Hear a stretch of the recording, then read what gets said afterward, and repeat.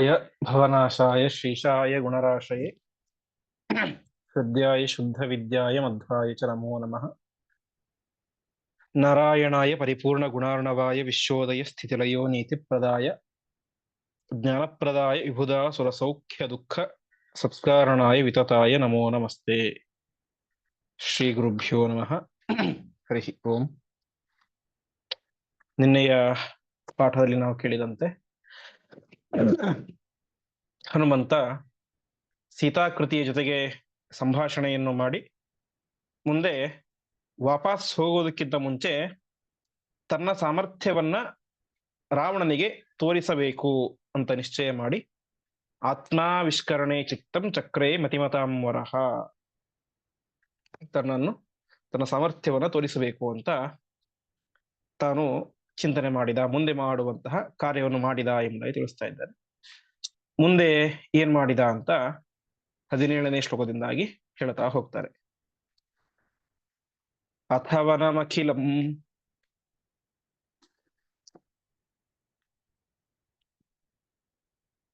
ತದ್ರಾವಣಸ್ಯಾವಲುಪ್ಯ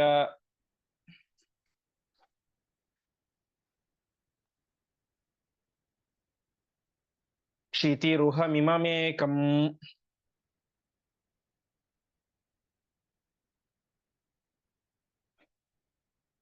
ವರ್ಜಯಿತ್ವಾ ಶುವೀರಃ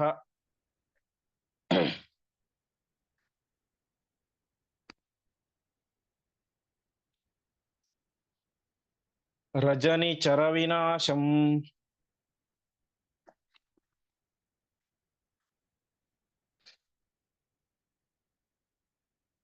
ಕಾಂಕ್ಷಮಾಣೋತಿ ವೇಲಂ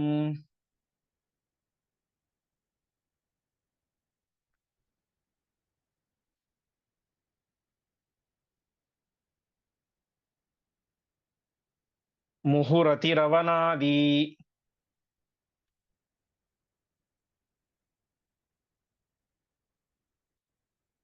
ತೋರಣಂ ಚಾರುರೋಹ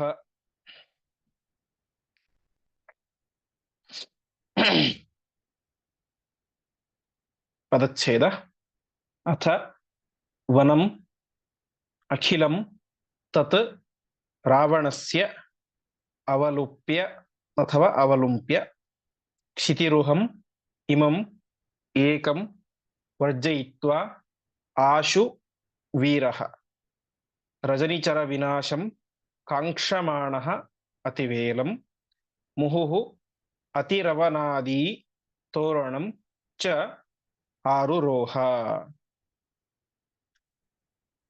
ತನ್ನ ಒಲವನ್ನ ಪ್ರಕಟ ಮಾಡಬೇಕಾಗಿದೆ. ಅದಕ್ಕೋಸ್ಕರ ಹನುಮಂತ ಏನ್ ಮಾಡಿದ ಅಂತಂದ್ರೆ ಸಮಗ್ರವಾದಂತಹ ಆ ಒಂದು ಅಶೋಕ ವನವನ್ನೇ ನಾಶ ಮಾಡಿ ಬಿಟ್ಟ. ಅಥವನಮಖಿಲಂ ತದ್ರಾವಣಸ್ಯಾವಲುಪ್ಯ, ಆ ರಾವಣನ ಆ ಒಂದು ವನವನ್ನ ನಾಶ ಮಾಡಿದ. ಹಾಗಾದರೆ ಅದರೊಳಗಡೆನೆ ಈ ಒಂದು ಸೀತೆ ಇರುವಂತಹ ಶಿಂಶುಪ ವೃಕ್ಷ ಇತ್ತಲ್ಲ, ಅದು ಕೂಡ ನಾಶ ಮಾಡಿಬಿಟ್ಟ ಅಂತಂದ್ರೆ ಅದಕ್ಕೆ ಹೇಳ್ತಾ ಇದ್ದಾರೆ, ಕ್ಷಿತಿರುಹ ಮಿಮಮೇಕಂ ವರ್ಜಯಿತ್ವಾಶು ವೀರಃ. ಕ್ಷಿತಿರುಹ, ಕ್ಷಿತಿ ಅಂತಂದ್ರೆ ಭೂಮಿ, ಅದನ್ನು ರುಹ ಸೀಳಿಕೊಂಡು ಮೇಲೆ ಬಂದದ್ದು. ಕ್ಷಿತಿರೋಹ ಅಂತಂದ್ರೆ ಮರಗಳಿಗೆ ಕ್ಷಿತಿರೋಹ ಅಂತ ಹೆಸರು.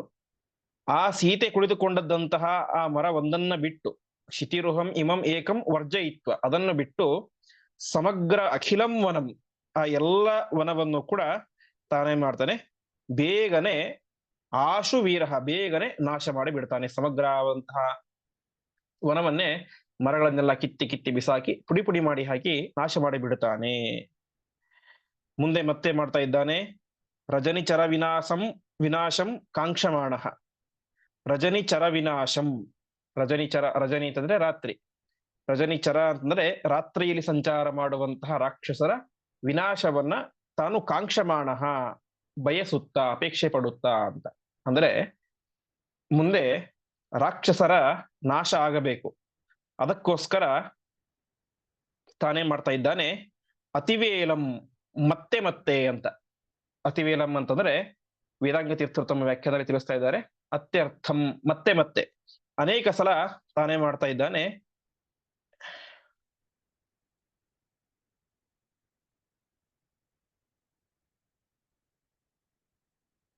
ಅತ್ಯರ್ಥಂ ಅಂದ್ರೆ ಜಾಸ್ತಿ ಅಂತ, ಮುಹುಹು ಅಂದ್ರೆ ಮತ್ತೆ ಮತ್ತೆ ಅಂತ. ಅತಿವೇಲಂ ಮುಹುಹು ಅತಿರವನಾದಿ. ಅತಿರವನಾದಿ ಅಂದ್ರೆ ಜೋರಾಗಿ ಗರ್ಜನೆ ಮಾಡ್ತಾ ಇದ್ದಾನೆ ಅಂತ. ಹಿಂದೆ ಒಂದ್ಸಲ ಕೇಳಿದ್ವಿ, ರವ ಅಂದ್ರೆ ಧ್ವನಿ ಕಿರಿಚೋದು ಅಂತ. ಮುಹುಹು ಅತಿರವನಾದಿ, ಜೋರಾಗಿ ಕಿರಿಚುತ್ತಾ ತಾನೇ ಮಾಡ್ತಾ ಇದ್ದಾನೆ. ತೋರಣಂ ಚ ಆರುರೋಹ,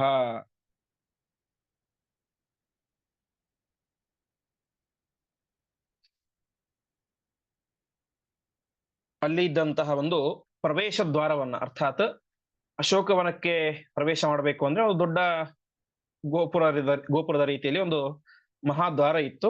ಅದರ ತೋರಣವನ್ನ ಅಂದ್ರೆ ಮೇಲ್ಭಾಗದಲ್ಲಿ ಹನುಮಂತ ಹೋಗಿ ಕುಳಿತುಕೊಂಡ ಅಂತ ಹೇಳ್ತಾ ಇದ್ದಾರೆ.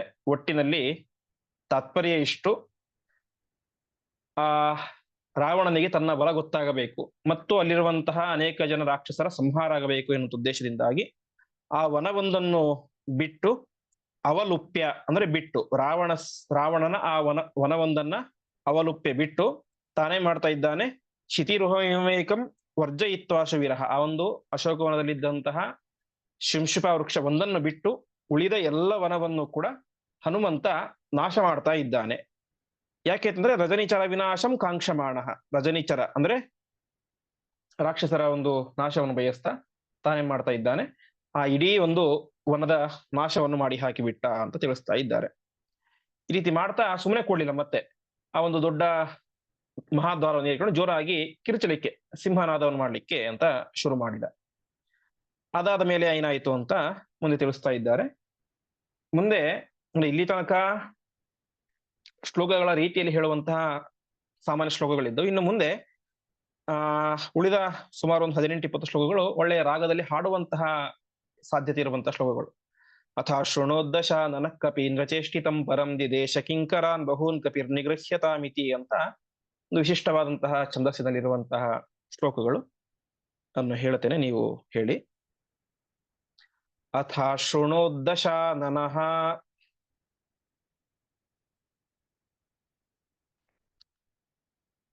ಕಪೀಂದ್ರಚೇಷ್ಟಿತಂ ಪರಂ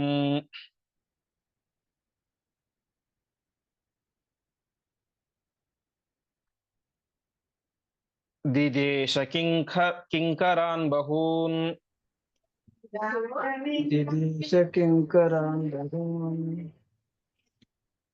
ಕಪಿರ್ನಿಗೃಹ್ಯತಾಮಿತಿ.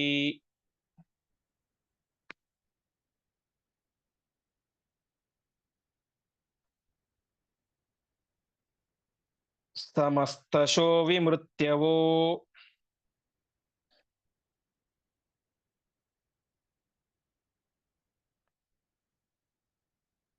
ವರಾಧರಸ್ಯ ಕಿಂಕರಾಃ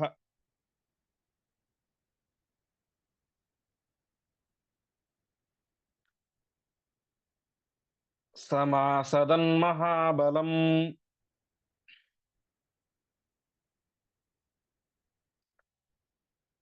ಸುರಾಂತರಾತ್ಮನೌಂಗಜಂ.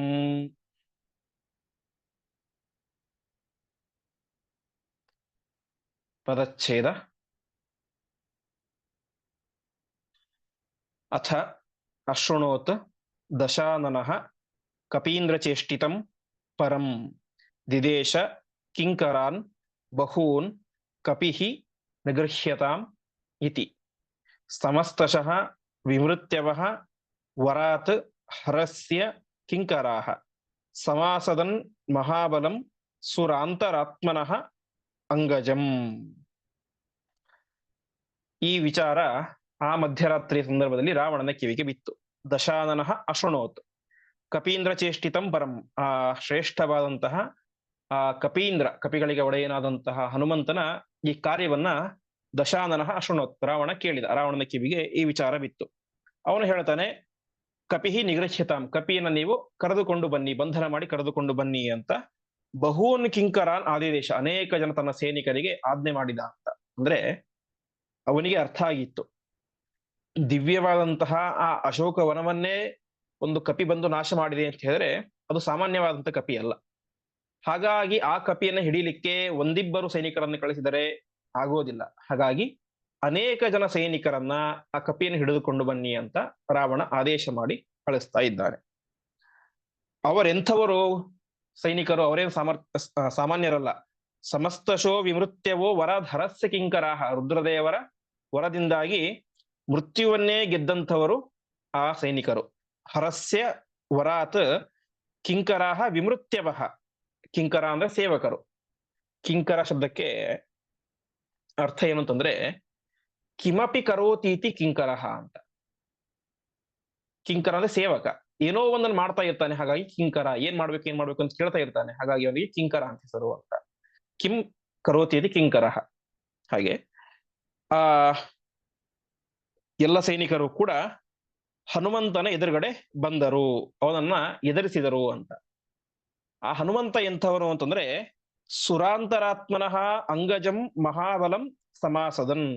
ಸಮಸ್ತ ದೇವಾನುದೇವತೆಗಳಿಗೂ ಒಳಗಡೆ ನಿಂತುಕೊಂಡು ಪ್ರೇರಣೆ ಮಾಡುವಂತಹ ಮಹಾಪರಾಕ್ರಮಿಯಾದಂತಹ ವಾಯುದೇವರ ಮಗ ಈ ಹನುಮಂತ ದೇವರು. ಇಂತಹ ವಾಯುಪುತ್ರನಾದಂತಹ ಹನುಮಂತ ದೇವರನ್ನ ಅವರೆಲ್ಲರೂ ಕೂಡ ಎದುರಿಸಲಿಕ್ಕೆ ಅಂತ ಮುಂದೆ ಬಂದು ನಿಂತ್ಕೊಂಡಿದ್ದಾರೆ.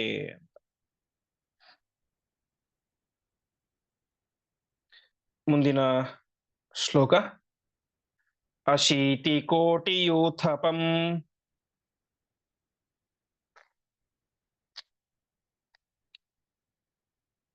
ಪುರಸ್ಸರಾಷ್ಟ್ರಕಾಯುತಂ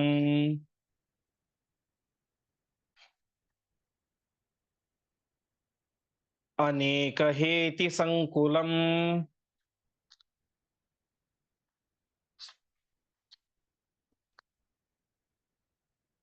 ಕಪೀಂದ್ರಮಾವೃಣೋದ್ಬಲಂ.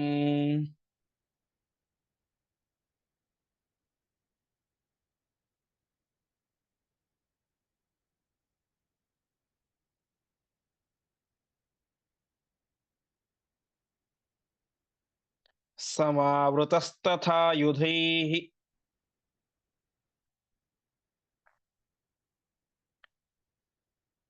ಸತಾಡಿತಶ್ಚ ತೈರ್ಭೃಶಂ.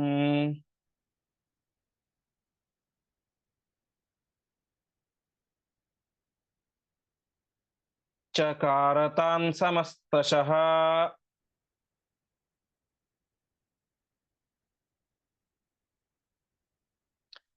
ತಲಪ್ರಹಾರ ಚೂರ್ಣಿತಾನ್. ಪದಚ್ಛೇದ. ಅಶೀತಿಕೋಟಿಯೂಥಪಂ ಪುರಸ್ಸರಾಷ್ಟ್ರಕಾಯುತಂ ಅನೇಕಹೇತಿ ಸಂಕುಲಂ ಕಪೀಂದ್ರಂ ಆವೃಣೋತ್ ಬಲಂ. ಸಮಾವೃತಃ ತಥಾ ಆಯುಧೈಃ ಸಹ ತಾಡಿತಃ ಚ ತೈಃ ಭೃಶಂ ಚಕಾರ ತಾನ್ ಸಮಸ್ತಶಃ ತಲಪ್ರಹಾರ ಚೂರ್ಣಿತಾನ್. ಬಂದದ್ದು ಎಷ್ಟು ದೊಡ್ಡ ಸೈನ್ಯ ಅಂತಂದ್ರೆ ನಮಗೆ ಊಹೆ ಮಾಡ್ಕೊಳ್ಳಿಕ್ಕೂ ಕಷ್ಟ. ಅಶೀತಿ ಕೋಟಿ ಯೂಥಪಂ ಪುರಸ್ಸ ರಾಷ್ಟ್ರಕ ಅಯುತಂ. 80 ಕೋಟಿ ಸೈನ್ಯ ಬಂತು ಅಂತೆ. 80 ಕೋಟಿ ಜನರೇನು ಸಾಮಾನ್ಯರಲ್ಲ. ಅಶೀತಿ ಕೋಟಿ ಯೂಥಪಂ, ಅವರೆಲ್ಲರೂ ಕೂಡ ದೊಡ್ಡ ದೊಡ್ಡ ಸೇನಾಧಿಪತಿಗಳು, ಯೂಥಪರು, ಸೇನೆಯನ್ನು ಮುಂದೆ ನಡೆಸುವಂಥವರು. ಅಂತಹ ದೊಡ್ಡ ದೊಡ್ಡ ಸೇನಾಧಿಪತಿಗಳಿಂದ ಕೂಡಿದಂತಹ ದೊಡ್ಡ ಸೈನ್ಯ, 80 ಕೋಟಿ ಸೈನ್ಯ. ಅಷ್ಟು ಮಾತ್ರ ಅಲ್ಲ, ಪುರಸ್ಸ ರಾಷ್ಟ್ರಕಾಯುತಂ, ಅದೇ ರೀತಿಯಾಗಿ 80,000 ಜನ ಸಾಮಾನ್ಯ ಸೈನಿಕರು. ಹೀಗೆ 80 ಕೋಟಿಯಷ್ಟು ದೊಡ್ಡದಾದಂತಹ ಸೈನ್ಯ ಒಂದು ಕಪಿಯನ್ನ ಹಿಡಿಲಿಕ್ಕೆ ಅಂತ ಬಂತು. ಅಶೀತಿ ಅಂದ್ರೆ 80 ಕೋಟಿ ಸೈನ್ಯ ಬಂತು. ಅನೇಕ ಹೇತಿ ಸಂಕುಲಂ. ಹೇತಿ ಅಂತಂದ್ರೆ ಆಯುಧಗಳು, ಸಂಕುಲ ಅಂದ್ರೆ ಸಮೂಹ. ಅನೇಕ ರೀತಿಯಾದಂತಹ ಆಯುಧಗಳಿಂದ ಕೂಡಿದಂತಹ ಆ ಅಪಾರವಾದಂತಹ ಸೈನ್ಯ ಕಪಿಶ್ರೇಷ್ಠನಾದಂತಹ ಹನುಮಂತನನ್ನ ಆವೃಣೋ, ಅವನ ಸುತ್ತಲೂ ಕೂಡ ನಿಂತುಕೊಂಡಿತು. ಅವನನ್ನ ಅಟ್ಯಾಕ್ ಮಾಡಬೇಕು ಅಂತ ಸುತ್ತಲೂ ನಿಂತುಕೊಂಡಿತು. ಆ ಸಂದರ್ಭದಲ್ಲಿ ಸಮಾವೃತ, ಅವರಿಂದ ಹನುಮಂತ ಸುತ್ತುವರಿಯಲ್ಪಟ್ಟಿದ್ದಾನೆ. ಸುತ್ತಲೂ ಕೂಡ ಅಪಾರವಾದಂತಹ 80 ಕೋಟಿ ಸೈನ್ಯ ಇದೆ. ಕೈಯಲ್ಲಿ ಅನೇಕ ರೀತಿಯಾದಂತಹ ಆಯುಧಗಳಿದ್ದಾವೆ.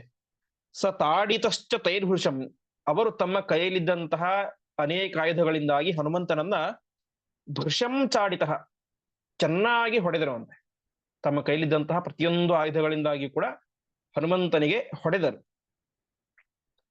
ಚಕಾರತಾಂ ಸಮಸ್ತಶಃ ತಲಪ್ರಹಾರ ಚೋಡಿತಾಂ. ಆದರೆ ಹನುಮಂತ ಕೇವಲ ತನ್ನ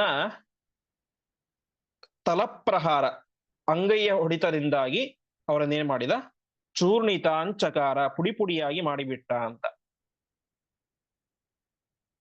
80 ಕೋಟಿ ಜನ ಹನುಮಂತ ದೇವರ ಮೇಲೆ ಅಷ್ಟು ಆಯುಧಗಳನ್ನು ಹೊಡೆದಿರುವಂತ ತಕ್ಷಣ ಹನುಮಂತನಿಗೆ ಹಾಗಾದ್ರೆ ತುಂಬಾ ನೋವಾಗ್ಬಿಡ್ತು, ಎಷ್ಟು ರಕ್ತ ಬಂತು, ಏನಾಯ್ತು ಅಂತ ನಾವು ಸರ್ವಥಾ ಚಿಂತನೆ ಮಾಡಬಾರದು. ವಾದಿರಾಜರು ಅದನ್ನು ವ್ಯಾಖ್ಯಾನದಲ್ಲಿ ಹೇಳ್ತಾರೆ, ಹನುಮತಃ ಮಾಲಾ ತಡಿತಃ ಮತ್ತ ಗಜವತು ಲೋಮಾಗ್ರ ಛೇದೋಪಿ ನ ಜಾಯತಿ ಇತಿ ಜ್ಞೇಯಂ. ಅಂದ್ರೆ ಮದ್ದಾನೆಗೆ, ಮದಿಸಿದಂತಹ ಆನೆಗೆ ಒಂದು ಹೂವಿನ ಮಾಲೆಯಿಂದಾಗಿ ಹೊಡೆದರೆ ಅದಕ್ಕೆ ಲೋಮಾಗ್ರ, ಒಂದು ಕೂದಲನ್ನು ಕೂಡ ಅಲಗಡಿಸಕ್ಕೆ ಸಾಧ್ಯ ಇಲ್ಲವೋ, ಹಾಗೆ ಈ ಹನುಮಂತನೆಂಬಂತಹ ಮದ್ದಾನೆಗೆ ಆ 80 ಕೋಟಿ ಜನ ತಮ್ಮ ಆಯುಧದಿಂದ ಹೊಡೆದರೂ ಕೂಡ ಏನೂ ಆಗಲಿಲ್ಲ. ಹೊರತು ತನ್ನ ಕೇವಲ ಅಂಗೈಯ ಹೊಡೆತದಿಂದಾಗಿ ಆ 80 ಕೋಟಿ ಜನ ರಾಕ್ಷಸರನ್ನು ಕೂಡ ಹನುಮಂತ ದೇವರು ಪುಡಿ ಪುಡಿ ಮಾಡಿ ಹಾಕಿದರು ಅಂತ ತಿಳಿಸ್ತಾ ಇದ್ದಾರೆ. ಮುಂದಿನ ಶ್ಲೋಕ.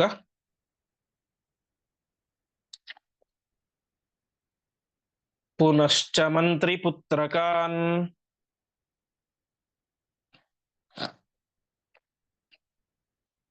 ಸ ರಾವಣ ಪ್ರಚೋದಿತಾನ್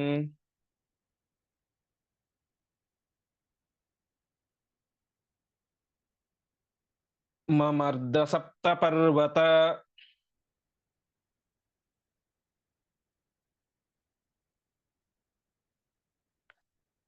ಪ್ರಭಾನ್ವರಾಭಿರಕ್ಷಿತಾನ್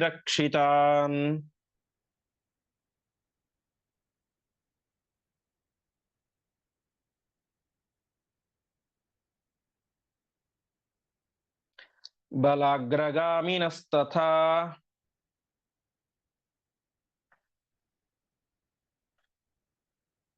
ಸಶರ್ವವಾಕ್ಸುಗರ್ವಿತಾನ್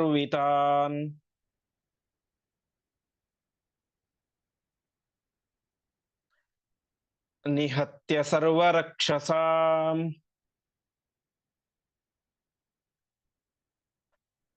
ತೃತೀಯ ಭಾಗಮಕ್ಷಿಣೋತ್.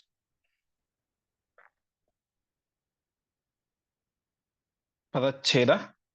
ಪುನಃ ಚ ಮಂತ್ರಿಪುತ್ರಕಾನ್ ಸಹ ರಾವಣ ಪ್ರಚೋದಿತಾನ್ ಮಮರ್ದ ಸಪ್ತಪರ್ವತ ಪ್ರಭಾನ್ ವರಾಭಿರಕ್ಷಿತಾನ್ ಬಲಾಗ್ರಗಾಮಿನಃ ತಥಾ ಸಹ ಶರ್ವವಾಕ್ಸುಗರ್ವಿತಾನ್ ನಿಹತ್ಯ ಸರ್ವರಕ್ಷಸಾಂ ತೃತೀಯ ಭಾಗಂ ಅಕ್ಷಿಣೋತ್. ಅವರೆಲ್ಲರ ನಾಶ ಆಯಿತು, 80 ಕೋಟಿ ಜನರ ನಾಶ ಆಯಿತು. ಮತ್ತೆ ಆ ರಾವಣನ 7 ಜನ ಮಂತ್ರಿಗಳ ಮಕ್ಕಳು ಬಂದ್ರಂತೆ, ಅವರು ಭಾರಿ ಪರಾಕ್ರಮಶಾಲಿಗಳು. ಪುನಶ್ಚ ಮಂತ್ರಿಪುತ್ರಕಾನ್, ಮಂತ್ರಿಗಳ ಮಕ್ಕಳು, ವರಾಭಿರಕ್ಷಿತಾನ್, ಅವರಿಗೂ ಕೂಡ ಸಹಜವಾಗಿ ರುದ್ರದೇವರ ವರಗಳೆಲ್ಲ ಇತ್ತು. ಹಾಗೆ ಆ ರಾವಣ ಅವರನ್ನು ಕಳಿಸ್ತಾನೆ.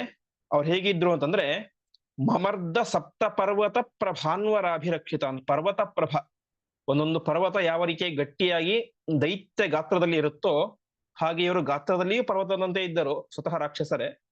ಇನ್ನು ಬಲವು ಕೂಡ ಅಷ್ಟೇ ಗಟ್ಟಿಯಾದಂತಹ ಬಲ. ಅಂತಹ ಪರ್ವತದಂತೆ ಇರುವಂತಹ 7 ಜನ ಮಂತ್ರಿಗಳ ಮಕ್ಕಳನ್ನ ಹನುಮಂತ ತಾನೇ ಮಾಡ್ತಾ ಇದ್ದಾನೆ. ಮಮರ್ದ, ಮಮರ್ದ ಅಂದ್ರೆ ತುಳಿದು ಹಾಕಿಬಿಟ್ಟ, ಪುಡಿ ಪುಡಿ ಕಾಲಿನಿಂದ ಇವರನ್ನು ತುಳಿದು ಪುಡಿ ಪುಡಿ ಮಾಡಿ ಹಾಕಿಬಿಟ್ಟ.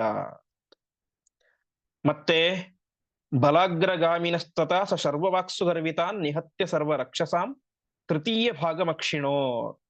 ಶರ್ವವಾಕ್ಸುಗರ್ವಿತಾನ್, ಶರ್ವ ಅಂದ್ರೆ ರುದ್ರ, ರುದ್ರದೇವರ ವರದಿಂದಾಗಿ ಭಾರಿ ಅಹಂಕಾರ ಪಡ್ತಾ ಇದ್ದಂತಹ, ಬಲಾಗ್ರಗಾಮಿನಃ ಸೇನೆಯ ಮುಂದೆ ಇರುವಂತಹ ಸೇನಾಧಿಪತಿಗಳಾದಂತಹ, ಮತ್ತೆ ಅನೇಕ ಜನ ಸೇನಾಧಿಪತಿಗಳಿದ್ದರು, ಅವರೆಲ್ಲರನ್ನೂ ಕೂಡ ಸಂಹಾರ ಮಾಡಿದ.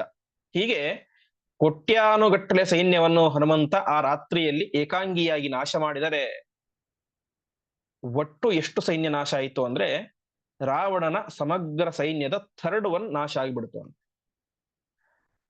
ಆ 1/3 ಭಾಗ ಅಂದ್ರೆ 1/3 ಭಾಗ ಏನಾಯ್ತು, ನಾಶವಾಗಿ ಹೋಯಿತು. ತೃತೀಯ ಭಾಗ ಮಕ್ಷಿಣೋ, 1/3 ಭಾಗವನ್ನ ನಾಶ ಮಾಡಿ ಹಾಕಿಬಿಟ್ಟ.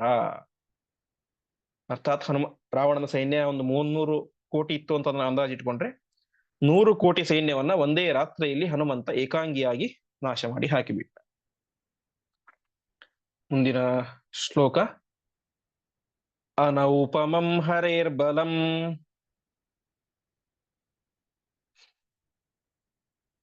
ನಿಶಮ್ಯ ರಾಕ್ಷಸಾಧಿಪಃ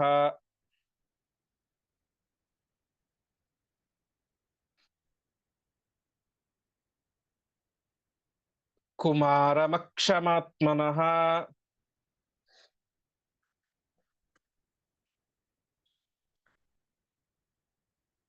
ಸಮಂ ಸುತಂ ನ್ಯಯೋಜಯತ್.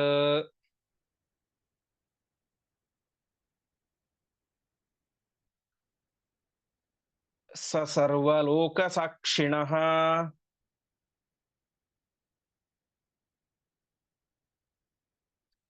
ಸುತಂ ಶರೈರ್ವವರ್ಷಃ.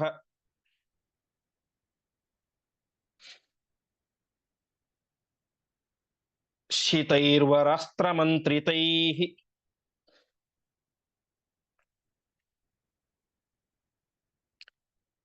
ನ ಚೈನಮಭ್ಯಚಾಲಯತ್.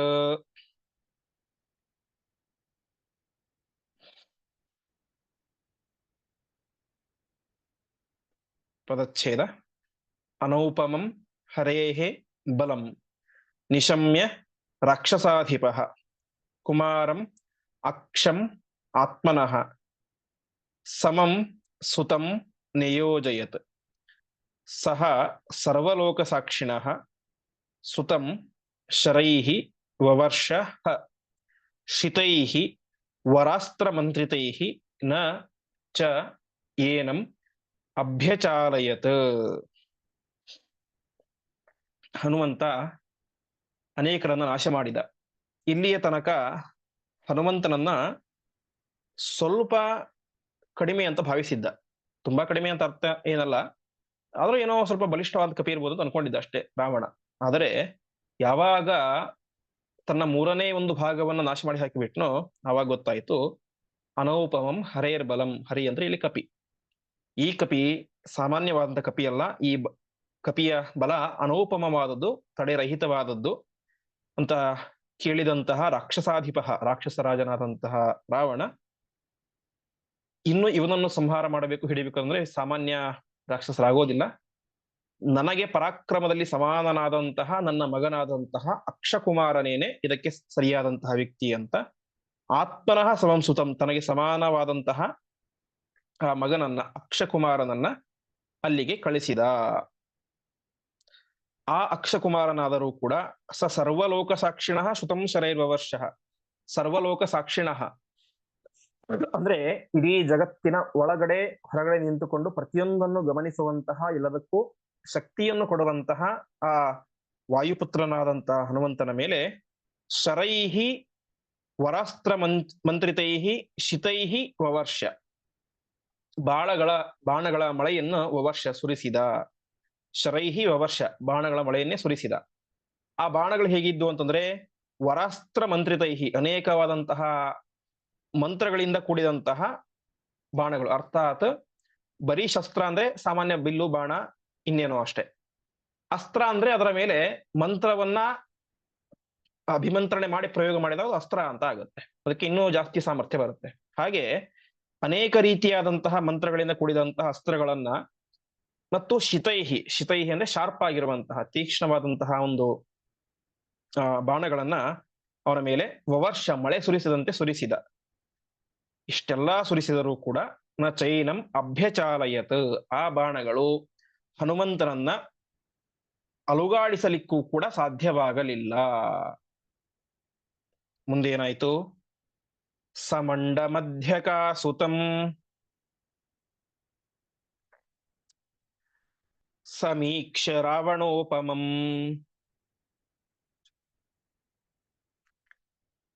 ತೃತೀಯ ಏಷ ಚಾಂಶಕೋ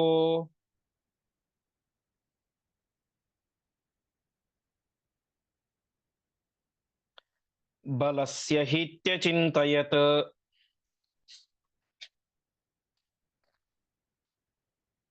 ನಿಧಾರ್ಯ ಏವ ರಾವಣಃ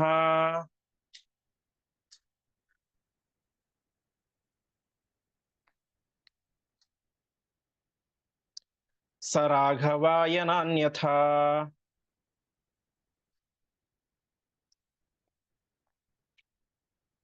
ಯದಿ ಇಂದ್ರಜಿನ್ಮಯಾ ಹತೋ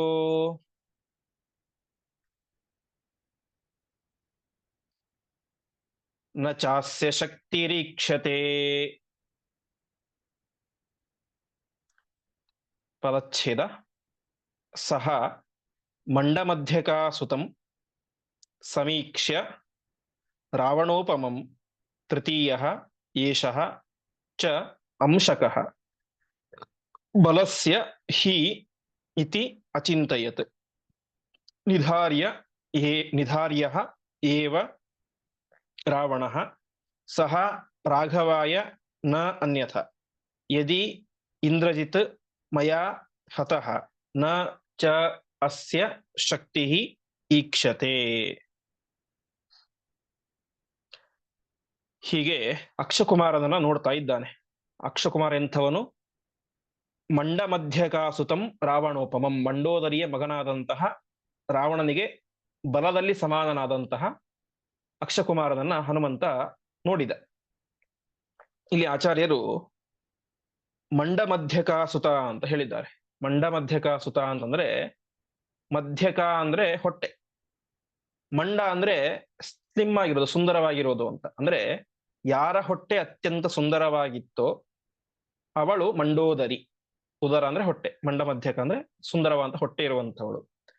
ಅವಳ ಮಗನಾದಂತಹ ಇವನನ್ನು, ಅಕ್ಷಕುಮಾರನನ್ನು ನೋಡಿ ಏಷಃ ತೃತೀಯ ಅಂಶಕಃ ಬಲಸ್ಯ ಹಿತ್ಯ ಚಿಂತಯಿತು. ರಾವಣನ ಇಡೀ ಬಲವನ್ನು 3 ಭಾಗ ಮಾಡಿದರೆ ಅದರಲ್ಲಿ 3ನೇ ಒಂದು ಭಾಗ ಇವನು, ಇನ್ನೊಂದು ಭಾಗ ಇಂದ್ರಜಿತ್, ಇನ್ನೊಂದು ರಾವಣ. ಹೀಗೆ ಇವನು 3ನೇ ಒಂದು ಭಾಗ.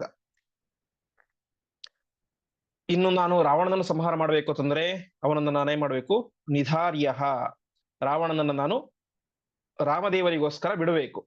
ಯಾಕೆಂದ್ರೆ ಹಿಂದೆ ವರವಂತೂ ಕೊಟ್ಟಿಯಾಗಿಬಿಟ್ಟೆ ಜಯ ವಿಜಯರಿಗೆ, ನಾನೇ ನಿಮ್ಮನ್ನು ಸಂಹಾರ ಮಾಡ್ತೇನೆ ಅಂತ. ಹಾಗಾಗಿ ರಾವಣನನ್ನ ರಾಮನಿಗೋಸ್ಕರ ಬಿಡಬೇಕು. ಯದೀಂದ್ರಜಿನ್ಮಯ ಹತೋ ನಚಾಸ್ಯ ಶಕ್ತಿ ರೀಕ್ಷತೆ. ಹಾಗಾಗಿ ಇನ್ನು ಇಂದ್ರಜಿತನ ಸಂಹಾರ ಮಾಡ್ಬೇಕಂತಂದ್ರೆ ಇಂದ್ರಜಿತನ ಪರಾಕ್ರಮ ಜಗತ್ತಿಗೆ ಏನಂತ ಗೊತ್ತಾಗಬೇಕು. ಅವನ ಹೆಸರು ಮೇಘನಾದ ಅಂತ. ವಾಸ್ತವಿಕವಾಗಿ ಹುಟ್ಟಬೇಕಾದ್ರೆ ಈ ಮೋಡಗಳ ರೀತಿ ಗರ್ಜನೆ ಮಾಡ್ತಾ ಹುಟ್ಟಿದ ಅಂತೆ. ಹಾಗಾಗಿ ಅವನಿಗೆ ಮೇಘನಾದ ಅಂತ ಹೆಸರು ಮಾಡಿದ. ಮುಂದೆ ಇಂದ್ರನನ್ನೇ ಗೆದ್ದ. ಅಂತಹ ಇಂದ್ರನನ್ನೇ ಗೆದ್ದಂತಹ ಮಹಾಪರಾಕ್ರಮಶಾಲಿಯ ಒಂದು ಪರಾಕ್ರಮ ನಮ್ಮ ಕಪಿಗಳಿಗೆ ಗೊತ್ತಾಗಬೇಕು ಅನ್ನೋ ಉದ್ದೇಶದಿಂದಾಗಿ ತಾನೇ ಮಾಡ್ತಾ ಇದ್ದಾನೆ. ಅವನನ್ನು ಉಳಿಸಿದ. ಮತ್ತು ಅವನು ಲಕ್ಷ್ಮಣನ ಬೇಟೆ ಅಂತ, ಲಕ್ಷ್ಮಣನ ಸಂಹಾರ ಮಾಡಬೇಕು. ಹಾಗಾಗಿ ಅವನನ್ನು ಬಿಟ್ಟ. ಉಳಿದವನು ಯಾರು? ಈ ಅಕ್ಷಕುಮಾರ.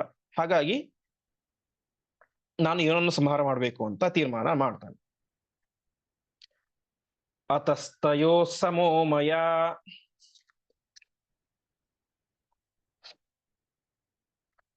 ತೃತೀಯ ಏಷ ಹನ್ಯತೆ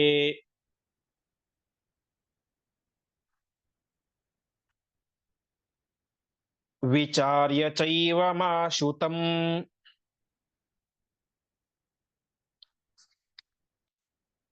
ಪದೌ ಪ್ರಗೃಹ್ಯ ಪಪ್ಲುವೆ ಅಥವಾ ಪುಪ್ಲುವೆ. ಸಚಕ್ರವದ್ಭ್ರಮಾತುರಂ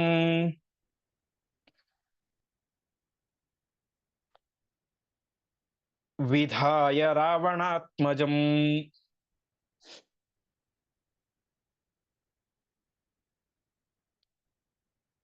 ಅಪೋತಯದ್ಧರಾತಲೆ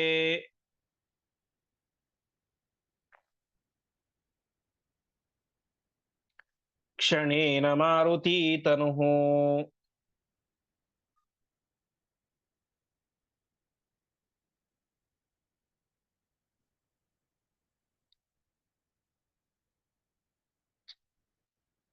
ಪದಚ್ಛೇದ. ಅತಃ ತಯೋಃ ಸಮಃ ಮಯಾ ತೃತೀಯಃ ಏಷಃ ಹನ್ಯತೆ ವಿಚಾರ್ಯ ಚ ಏವಂ ಆಶು ತಂ ಪದೋಃ ಪ್ರಗೃಹ್ಯ ಪುಪ್ಲುವೆ ಅಥವಾ ಪಪ್ಲುವೆ. ಸಹ ಚಕ್ರವತ್ ಭ್ರಮಾತುರಂ ವಿಧಾಯ ರಾವಣಾತ್ಮಜಂ ಅಪೋತಯತ್ ಧರಾತಲೆ ಕ್ಷಣೇನ ಮಾರುತಿ ತನುಹು. ಹಾಗಾಗಿ ಅತಃ ತಯೋ ಸಮೋಮಯ, ತಯೋಹ್ ಅಂದ್ರೆ ಅವರಿಬ್ಬರಿಗೆ, ಇಂದ್ರಜಿತ್ ಮತ್ತು ರಾವಣನಿಗೆ ಸಮಾನನಾದಂತಹ ತೃತೀಯ ಏಷಃ ಮಯ ಹನ್ಯತೆ, ಈ ಮೂರನೇ ವ್ಯಕ್ತಿಯಾದಂತಹ ಅಕ್ಷಕುಮಾರನನ್ನ ನಾನು ಕೊಲ್ಲಬೇಕು ಅಂತ ತೀರ್ಮಾನ ಮಾಡಿದ. ವಿಚಾರ್ಯ ಚೈವ ಮಾಶುತಂ ಪದೋ ಪ್ರಗೃಹ್ಯ ಪಪ್ರುವೆ ಅಂತ ತೀರ್ಮಾನ ಮಾಡಿ ಅವನ ಪದೋಹೋ ಪ್ರಗೃಹ್ಯ, ಎರಡು ಕಾಲುಗಳನ್ನು ಹಿಡಿದುಕೊಂಡು ಪುಪ್ಲುವೆ ಮೇಲೆ ಹಾರಿದ ಹನುಮಂತ. ಮೇಲೆ ಏನ್ ಮಾಡಿದ? ಸ ಚಕ್ರವದ್ ಭ್ರಮಾತುರಂ, ಚಕ್ರ ತಿರುಗಿಸಿದಂತೆ ಅವನನ್ನ ಚೆನ್ನಾಗಿ ತಿರುಗಿಸಿ ತಾನೇನ್ ಮಾಡ್ತಾನೆ? ಧರಾತಲೆ ರಾವಣಾತ್ಮಜಂ ಅಪೋತಯತ್ ಮಾರುತಿ ತನುಹು, ಮಾರುತಿಯ ಮಗನಾದಂತಹ ಹನುಮಂತ ರಾವಣನ ಮಗನನ್ನ ತಾನೇ ಮಾಡಿದ. ಧರಾತಲೆ ಅಪೋತಯತ್, ಅವನನ್ನ ನೆಲಕ್ಕೆ ಹೊಡೆದ, ಅದರಿಂದ ಅವನು ಮುಂದೆ ಸತ್ತು ಹೋಗ್ತಾನೆ. ಹೀಗೆ ಆ ಇಡೀ ಒಂದು ರಾತ್ರಿಯಲ್ಲಿ ಕೇವಲ ತಾನೇ ಮಾಡಿದ ಅಕ್ಷಕುಮಾರನನ್ನು ಹಿಡಿದುಕೊಂಡು ರಾವಣನ ಸಮಗ್ರವಾದಂತಹ ಮೂರನೇ ಒಂದು ಭಾಗದ ಸೈನ್ಯವನ್ನ ನಾಶ ಮಾಡಿ ಹಾಕಿದ. ಇದು ಹನುಮಂತ ದೇವರ ಸಾಮರ್ಥ್ಯ. ಹಾಗಂತ ತಕ್ಷಣ ಇಷ್ಟೇ ಅವರ ಸಾಮರ್ಥ್ಯ ಅಂತ ಅರ್ಥ ಅಲ್ಲ. ರಾವಣನ ಸಂಹಾರ ಮಾಡಬಹುದಾಗಿತ್ತು, ಇಂದ್ರಜಿತ್ತು ಸಂಹಾರ ಮಾಡಬಹುದಾಗಿತ್ತು. ಅವರಿಬ್ಬರನ್ನು ಯಾಕೆ ಸಂಹಾರ ಮಾಡಲಿಲ್ಲ ಅಂತಂದ್ರೆ, ಹಿಂದೆ ಹೇಳಿದಂತೆ ರಾಮನಿಗೋಸ್ಕರ ಮತ್ತು ಲಕ್ಷ್ಮಣನಿಗೋಸ್ಕರ ಅವರಿಬ್ಬರನ್ನ ಬಿಟ್ಟು ತಾನೇ ಮಾಡಿದ. ಅವರಿಬ್ಬರಿಗೂ ಸಮಾನನಾದಂತಹ ಅಕ್ಷಕುಮಾರನ ಸಂಹಾರವನ್ನು ಹನುಮಂತ ದೇವರು ಮಾಡ್ತಾ ಇದ್ದಾರೆ. ಮತ್ತೆ ಮುಂದೆ ಇಂದ್ರಜಿತ್ ಯುದ್ಧಕ್ಕೆ ಅಂತ ಬರ್ತಾನೆ. ಆ ಉಳಿದ ಭಾಗದ ಚಿಂತನೆಯನ್ನ ನಾಳೆಯ ಪಾಠದಲ್ಲಿ ಮಾಡೋಣ ಎಂಬುದಾಗಿ ಹೇಳ್ತಾ ಇಂದಿನ ಪಾಠವನ್ನ ಶ್ರೀಕೃಷ್ಣ ಅರ್ಪಣಮಸ್ತು.